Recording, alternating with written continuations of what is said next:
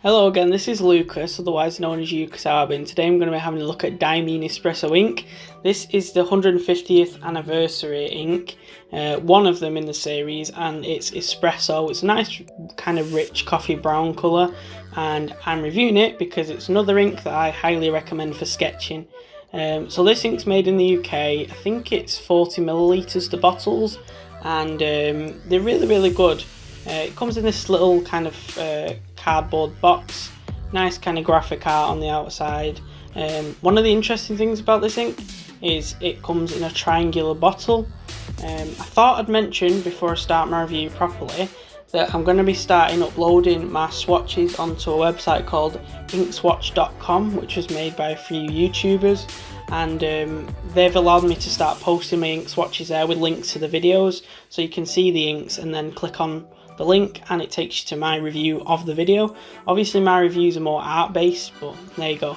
So here I'm just showing, this is my ultrasonic cleaning tank, and I wanted to use a Jinhao food nib, food nib, and you just put it in the bath, turn it on, and it kind of sucks out all the dried up ink inside. It pulls it out and it cleans the pen basically.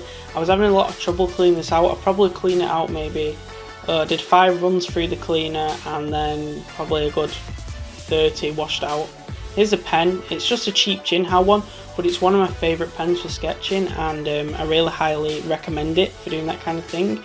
As you can see, a food nib means the tip's bent and it kind of looks like it's broken, but in terms of using it for art, it's really good because you get like different line variation, not by flex though.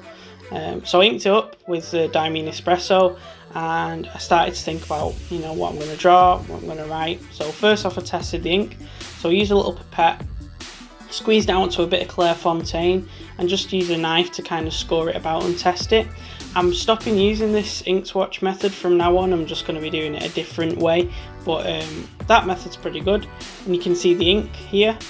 So this is a really weird nib. It can be really broad or really fine, like extra fine, depending on how you write with it and how you hold it. So that's definitely one of the pluses of using the food nib.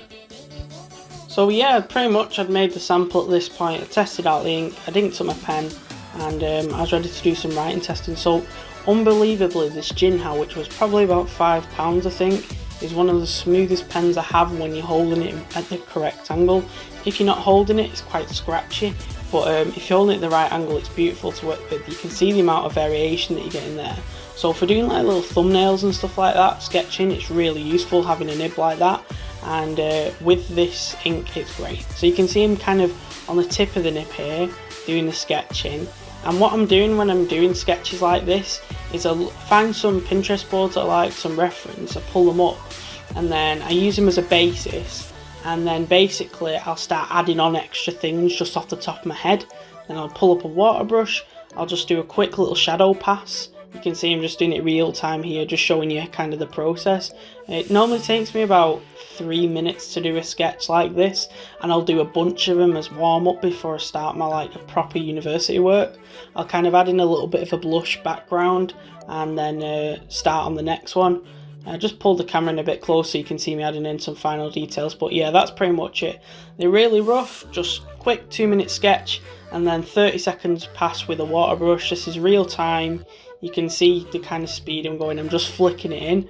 I'm not really thinking too much about, position and this, that, the other.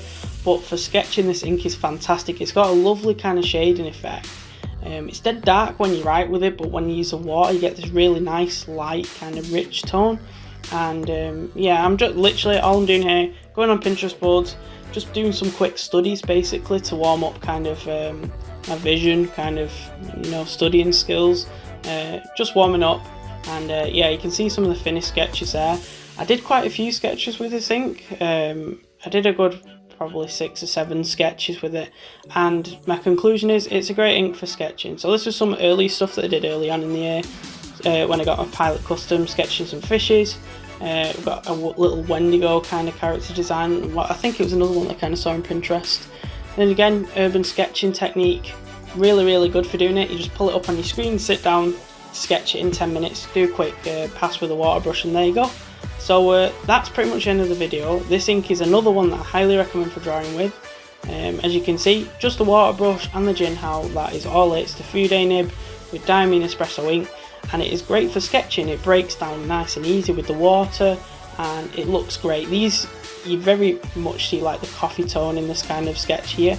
But yeah, so that's the end of the video for today, guys. I hope you enjoyed it. Any questions, put them in the comments below. As I said, I'm going to be posting this on inkswatch.com if you're interested, and yeah, follow me on the socials if you want to see some more of my artwork that I do with my pens and ink. So see ya.